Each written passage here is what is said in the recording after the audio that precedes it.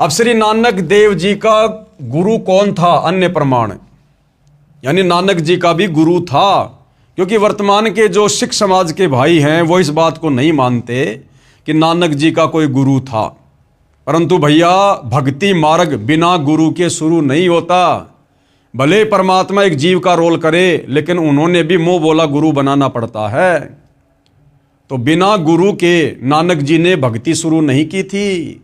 नानक जी तो उस समय भी गुरु धारण किए हुए थे जिस समय वो आन उपासना किया करते थे। ब्रजलाल पांडे से वो गीता जी पढ़ा करते थे। साखी कंधार देश की चली जन्म साखी के पेज नंबर 470-471 पर एक मुगल पठान ने पूछा कि आपका गुरु कौन है? नानक जी से एक मुगल पठान ने पूछा कि आपका गुरु कौन है? श्री नानक जी ने उत्तर दिया कि जिंदा पीर है। जिंदा पीर यानी जिंदा बाबा, वह परमेश्वर ही गुरु रूप में आया था, उसका शिष्य सारा जहां है।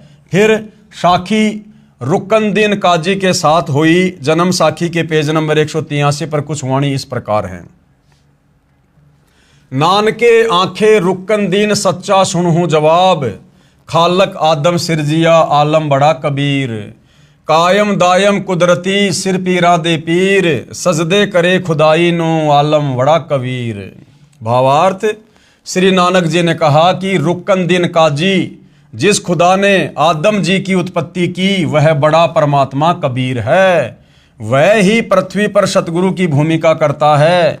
वह सिर पीरा दे पीर यानी सब गुरुओं का सिरताज है, सबसे उत्तम ज्ञान रखता है। वह कायम यानी श्रेष्ठ, दायम यानी समर्थ परमात्मा कुदरती है।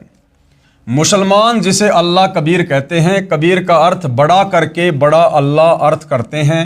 श्री नानक जी ने यह भी स्पष्ट कर दिया कि वह बड़ा आलम कबीर है।